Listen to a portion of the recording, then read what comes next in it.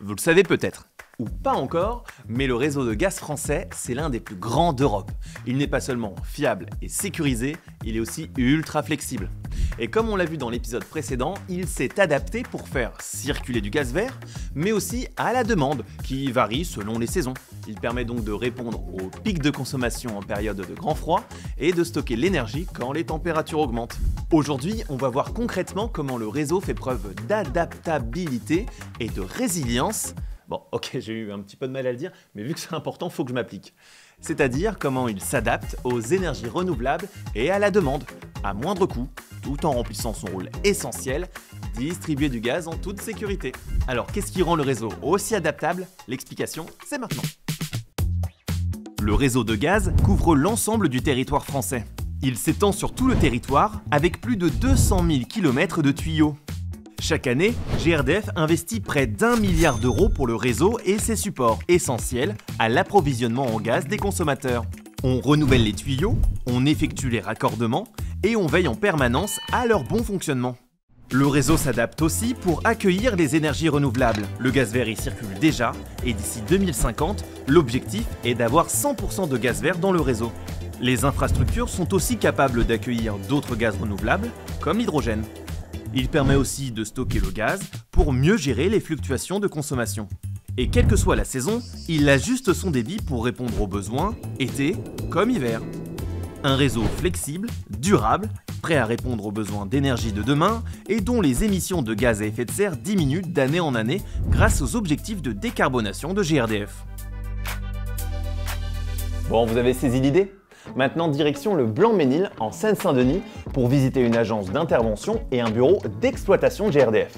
Alors, les agences d'intervention, elles sont présentes un peu partout en France. Et aujourd'hui, on va rencontrer les équipes techniques pour voir comment elles travaillent au quotidien. Allez, suivez-moi, c'est par là. Aujourd'hui, nous sommes sur le site du Blanc-Mesnil. Nous avons rendez-vous avec Wilson pour une mission très spéciale, vous allez voir. Wilson, enchanté. Et bah Bastien. Aujourd'hui, tu seras technicien gaz avec moi. Nous allons faire de la maintenance sur réseau, donc recherche de fuite. Première étape, briefing avec mon manager. Je t'invite à me suivre. Allez. Messieurs, vous partez aujourd'hui en surveillance à pied, en recherche de fuite. Là, on est en mission secrète en fait. T'es Tom Cruise de GRDF, toi. C'est un petit peu ça, oui.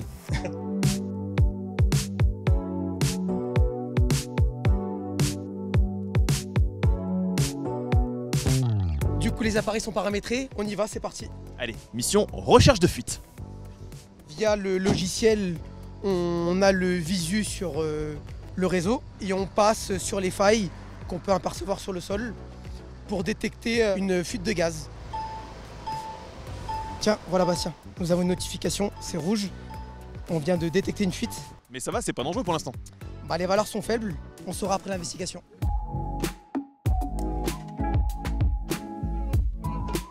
Bon, Khaled, on vient de revenir avec Wilson d'une recherche de fuite. Est-ce que tu peux m'expliquer ce que c'est une AI? C'est une agence d'intervention. C'est une agence d'intervention, elle a 3 missions principales. Sa première mission, c'est la sécurité des personnes et des biens. La deuxième, c'est la continuité de distribution de services, distribution du gaz. Et la troisième, c'est assurer un service de qualité pour les clients. Et l'entité avec laquelle on a le plus d'interactions, c'est le BEX, c'est le bureau d'exploitation, la tour de contrôle de GRDF. D'accord, bah tiens, justement, on a rendez-vous avec le BEX parce qu'on a trouvé une petite fuite avec Wilson tout à l'heure. Bonjour Romain. Bonjour. Ça va? Oui, ça va et toi? Bah super, alors c'est ça le fameux BEX? Oui, exactement. Donc en fait, c'est bien ici qu'on a reçu l'appel de Wilson suite à son alerte de fuite. D'accord, bon ça va, y a pas eu de soucis? Non, pas du tout. Donc en fait, nous, c'est des procédures qui sont vraiment encadrées pour pouvoir gérer ce type d'incident. Par analogie, en fait, le bureau d'exploitation, c'est comparable à une tour de contrôle d'aéroport. Donc en fait, on va pouvoir dire à nos agents, là tu peux intervenir, là tu peux pas intervenir. Vous êtes combien à travailler dans un BEX?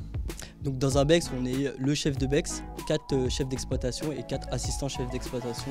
Et on a aussi un alternant. Bon bah je vais vous laisser travailler parce que je pense qu'ils ont pas mal de boulot. Et bien maintenant, on sait comment on fait une recherche de fuite de gaz et comment elle est prise en charge par le BEX. Bon allez, sur ce, je vous laisse. Moi je repars en mission. Notre prochaine mission, si vous l'acceptez, comprendre comment le réseau de gaz se transforme pour intégrer d'autres énergies.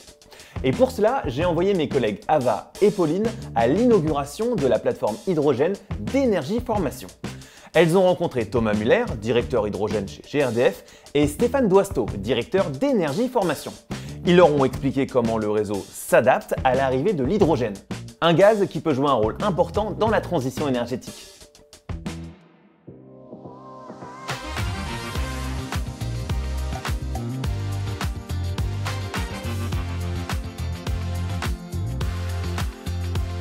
On voit une arrivée progressive de l'hydrogène en France. L'enjeu, c'est de décarboner et de produire de l'hydrogène à partir d'électricité renouvelable ou de solutions bas carbone et d'acheminer cet hydrogène ensuite dans les territoires. Le positionnement de GRDF, c'est de concevoir, développer, exploiter des réseaux hydrogène comme on le fait aujourd'hui sur le méthane. On a une vision assez claire de l'architecture d'un réseau hydrogène et l'idée, ça va être de partir en expérimentation. La plateforme Énergie Formation est un premier exemple justement de la réalisation d'un réseau avec toutes les composantes.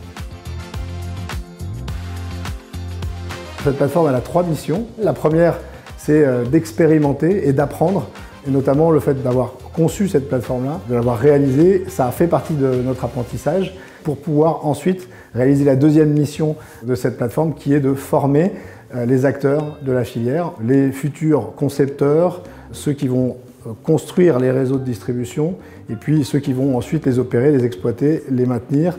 Voilà, une bonne centaine de salariés dès 2025. Et puis la troisième mission, c'est la mission de permettre l'innovation autour de l'hydrogène, que ce soit sur les interventions en charge par exemple sur l'hydrogène ou pour la spécificité du poste d'injection d'hydrogène. L'hydrogène va avoir un rôle clé à jouer dans le futur mix énergétique décarboné 2050 et donc le fait de se doter de cette plateforme, c'est se donner les moyens d'accompagner et d'être le catalyseur de la transformation des gaz en gaz vert. Voilà, vous l'avez vu, le réseau de distribution de gaz, c'est plus qu'une simple infrastructure. Il ne se contente pas juste de répondre à la demande. En fait, il s'adapte tous les jours. Il répond aux variations de consommation en toute saison, il intègre différents gaz renouvelables, comme le gaz vert, et comme il est constamment entretenu et rigoureusement surveillé, il assure une distribution de gaz fiable et sécurisée. D'ailleurs, il est déjà prêt à accueillir de nouveaux gaz, comme l'hydrogène, et en toute sécurité. Allez, restez connectés parce qu'on a encore plein de choses à vous montrer sur le fonctionnement du réseau. A très vite dans l'actu.